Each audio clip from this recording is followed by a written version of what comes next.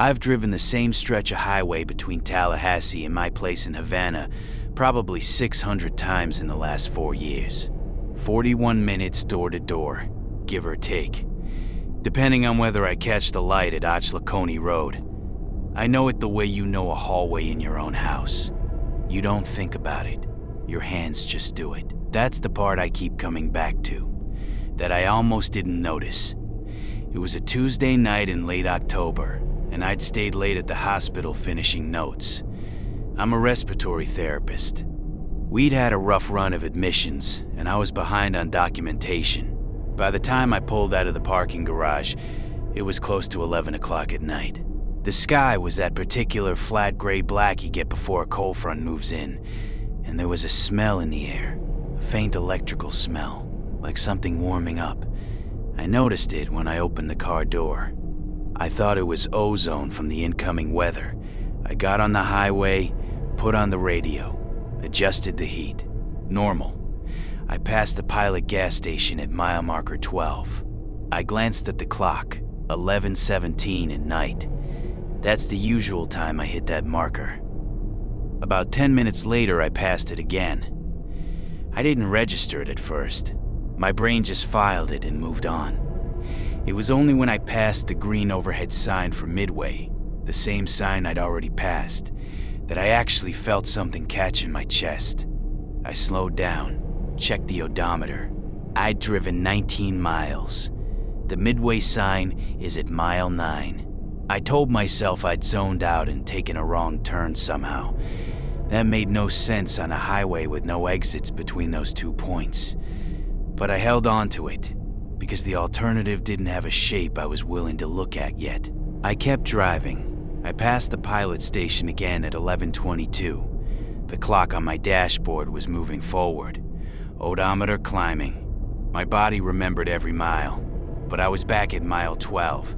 I pulled off onto the gravel shoulder and sat there with the engine running and both hands on the wheel. Outside, the highway was empty. No headlights in either direction. For a Tuesday night, that wasn't completely unusual, but the emptiness felt different than normal empty. It felt like absence, like the road had been cleared. I called my wife. She picked up on the second ring, groggy but calm, and asked when I'd be home. I told her I wasn't sure, that I thought I might have gotten turned around. She said, "You do that stretch every night, babe." She wasn't wrong. I told her I'd call her back and hung up before I said anything that would worry her. I pulled back onto the highway and drove faster this time. 65, then 70. I watched the mile markers. 12, 13, 14, 15, the Midway sign, 11:26. I'd done it again. I'm not someone who panics easily. You can't be in my line of work. When someone's oxygen drops and an alarm goes off, you do not panic. You move. You assess. You act in sequence. So I did that. I turned on my hazard lights and drove at a steady 50, keeping my eyes moving. I cataloged everything I saw, the texture of the asphalt, the spacing of the reflectors, the dead armadillo on the right shoulder near mile marker 13. Same one every pass. A stand of slash pine with one tree leaning at about a 45-degree angle over the guardrail. I made myself memorize it all like I was charting a patient. On the fourth loop, I noticed the leaning pine had moved. Not much, maybe 6 inches closer to the road. I could have imagined it. I told myself I had imagined it. But I slowed to 35 passing it and stared at it in my headlights, and there were fresh, pale scrapes on the guardrail below it, white wood showing through the gray bark where something had pressed and dragged. I hadn't imagined it. By the 6th pass, I'd been on this 11-mile section of highway for what the clock told me was just over an hour. My phone showed full signal. I called 911. The dispatcher answered immediately. I told her I was on northbound State Road 263, and that I didn't know how to say it. I told her I thought I might be having a medical episode, that I wasn't sure where I was. She asked for my mile marker. I told her 13. She said she'd send a trooper in to stay on the line. I stayed on the line for 4 minutes. No trooper came. The Midway sign came. The dispatcher's voice dropped out at the exact same point each time, mid-sentence. Not a fade, not static, a cut. Like a tape splice. After the 8th pass, I stopped calling. The leaning pine was now flush against the guardrail, flat against it, like it had always been that way. The dead armadillo was gone. I want to tell you I stayed calm. I want to tell you I kept assessing, kept sequencing, kept doing everything in order. I didn't. Somewhere in the middle of the 9th pass, I started crying, and I'm not going to pretend otherwise. Not because I was scared, though I was, but because of something specific. Because I had called my wife, and she had answered, and she had sounded real. And now, I was no longer certain that the phone call had happened at all, or whether it had just been part of whatever this stretch of road was doing. That was the thing that broke me open, not the looping. The uncertainty about her.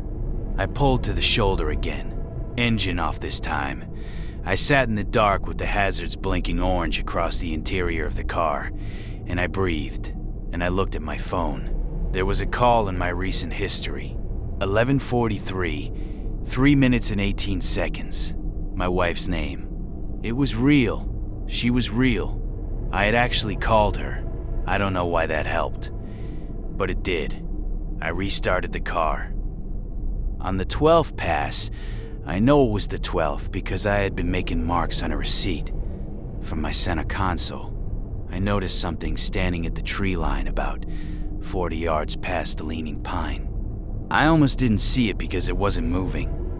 It was roughly the height of a person, thin, facing the road. It was standing just inside the shadow of the trees, so I couldn't make out any features, just the outline. Still, completely still. I did not slow down. I watched it in my rearview mirror as I passed. It didn't move, didn't turn, just stood there in the dark like it had been rooted there for years. On the 13th pass, it was 6 feet closer to the guardrail. On the 14th, it was at the guardrail. On the 15th pass, it was gone. But the guardrail was bent inward, the way a guardrail bends when something heavy leans on it from the outside and pushes. I don't know what changed. I don't have an explanation for it, and I stopped wanting one sometime around the 16th or 17th loop. What I can tell you is that on what I believe was the 18th pass, I did not hit the Midway sign. The mile markers kept climbing past 15, past 20, past the overpass at Quincy Road. My exit appeared. I took it. I sat in my driveway for about 10 minutes before I went inside. My wife was asleep. I didn't wake her. I went to the bathroom and ran the hot water and stood there with my hands under it for a long time. Not because I was cold, but because I needed to feel something ordinary happening to my body. I called in sick the next day and the day after that. The hospital asked if I was all right, and I said yes. That was not entirely true. I've driven that stretch of highway 6 times since then. Nothing unusual.